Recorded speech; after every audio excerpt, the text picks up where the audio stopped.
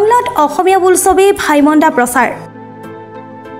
টংলা চাৰিআলিৰ মাছমজিয়াত বাটৰ নাট প্ৰদৰ্শন ভাইমন্দা পৰিয়ালৰ শশাংক সমীৰৰ কাহিনী চিত্ৰনাট্য সংলাপ তথা পৰিচালনাৰে দক্ষিণ ভাৰতীয় ছবিক ফেৰ মাৰিব পৰাকৈ অহা 30 মে তাৰিখে ৰাজ্যখনৰ সকলো ছবিগৃহলৈ আহি আছে ব্যতিক্ৰম অসমীয়া বোলছবি ভাইমন্দা য'ত নপুৰণি প্ৰবীণ অভিনেতা অভিনয় কৰিছে 23 মেত ৰাজ্যৰ ছবিগৃহলৈ আহিবলগীয়া অসমীয়া বোলছবি ভাইমন্দাত হেহে প্ৰচাৰ আৰু প্ৰসাৰৰ বাবে আজি টংলা ছায়া ছবিগৃহত উপস্থিত হয় ভাইমন্দা ছবিখনৰ কলা কুশলীসকল লগতে স্থানীয় সংগঠন শুভাকাংক্ষীৰ উপস্থিতিত সকলো ৰাইজক ছবিখন আকোৱালি ল'বলৈ আহ্বান ভাইমন্দা পৰিয়ালৰ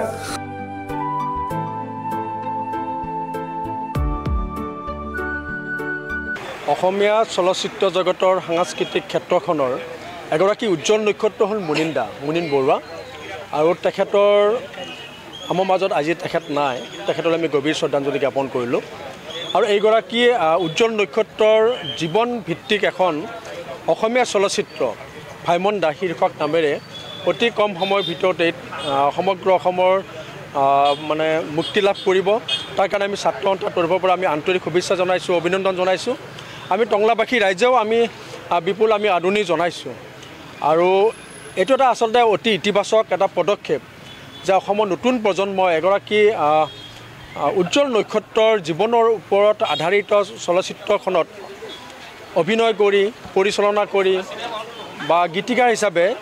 সকলোৱে অংশগ্ৰহণ কৰাটো আচলতে আমাৰ অতি এটা ইতিবাচক এটা পদক্ষেপ আমি আশা ৰাখিম নতুন প্ৰজন্মই এনেধৰণৰ সুন্দৰ সুন্দৰ চিনেমাবিলাকত অভিনয় কৰি তেখেতসকলৰ নিজৰ প্ৰতিভাসমূহ বিকাশ কৰিব আৰু আমি সকলোৱে আমি জানো যে এইখন অসমীয়া চলচ্চিত্ৰত অভিনয় বা কলা কুশলী সকলোৱে লগ হৈছে অতি কমেও 3 গৰাকী ছাত্ৰ ছাত্ৰী যুৱক যুৱতী বহু প্ৰতিভাসম্পন্ন ছাত্ৰ ছাত্ৰী যুৱক যুৱতী ইয়াত সৈতে জড়িত হৈ আছে গতিকে এইটো আচলতে আমাৰ জাতিটোৰ কাৰণে সমাজখনৰ কাৰণে অতি এটা ভাল খবৰ গতিকে আমি আশা ৰাখিম আমাৰ অসমৰ সকলো ৰাইজে ওলাই আহিব এই ভাইমন্দা শীৰ্ষক অসমীয়া চলচ্চিত্ৰখন উপভোগ কৰিব আৰু এই চলচ্চিত্ৰ জগতৰ যি এক জয়যাত্ৰা আৰম্ভ হৈছে এই যাত্ৰা সদায় চিৰদিন চিৰকালৰ বাবে জয়যাত্ৰা হিচাপে আগবাঢ়ি গৈ থাকক আমি মনে প্ৰাণে আমি এইটোৱে আশা কামনা কৰিছোঁ হয় নমস্কাৰ আমাৰ প্ৰচাৰ চলি আছে ভাইমন্দাৰ অসমৰ চুকে কোণে ধুবুৰীৰ পৰা শদিয়ালৈকে চলি আছে আৰু আজি আমি উপস্থিত হৈছোঁ টংলাত সঁচাকৈ বৰ ধুনীয়া ঠাই ইয়াৰ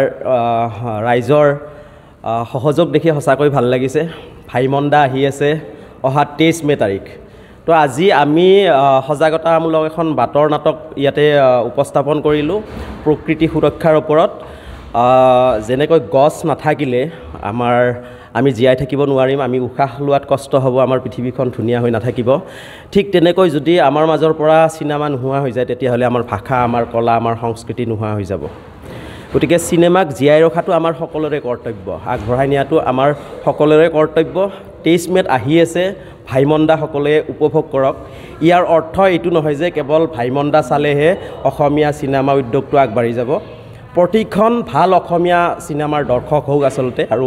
আমাৰ অসমীয়া চিনেমাক জীয়াই ৰাখক সঁহাৰি খুব বেছিয়ে ভাল আচলতে আমি গোটেই অসম বুলি ক'বলৈ গ'লেও ভুল নহয়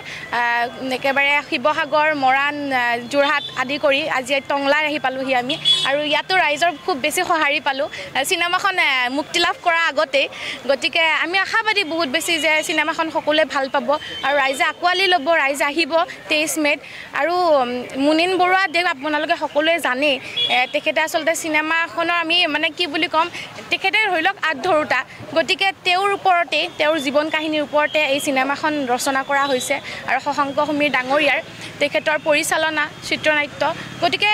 আমি আশাবাদী খুব বেছি যে ৰাইজে ভাল পাব আমি বাটৰ নাটৰ যোগেদি গাঁৱৰ মানুহখিনিৰ ওচৰতো আমি যাবলৈ চেষ্টা কৰিছোঁ আৰু আমি গছৰ বা প্লাষ্টিকৰ ওপৰত কনচেপ্ট এটা লৈছোঁ যে গছ ৰুব লাগে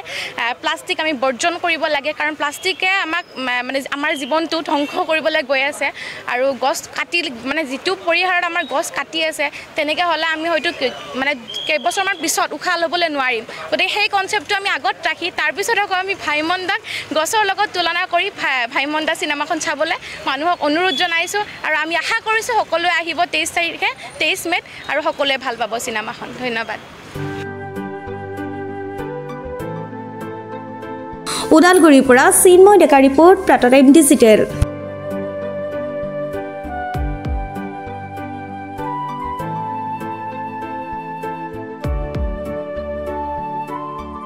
অসমৰ সংবাদ জগতখনৰ বাবে এক সুখৰ খবৰ। আপোচবিহীন ৰাইজৰ কণ্ঠ সাপ্তাহিক কবচ পুনৰ এবাৰ অসমৰ ৰাইজৰ মাজলৈ। স্বত্বাধিকাৰী প্ৰণীতা কলিতাৰ দ্বাৰা প্ৰকাশিত আৰু আপোচবিহীন একাংশ নপুৰণি অভিজ্ঞতাপুষ্ট সাংবাদিকৰ দ্বাৰা প্ৰচাৰিত তথা eco printing press Guwahati Katabari গড়চুকত মুদ্ৰিত সাপ্তাহিক কবচ এতিয়া অসমৰ বিভিন্ন প্ৰান্তত উপলব্ধ।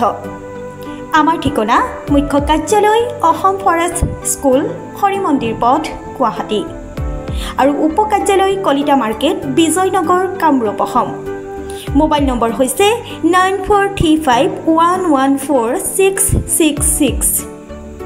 70024728813।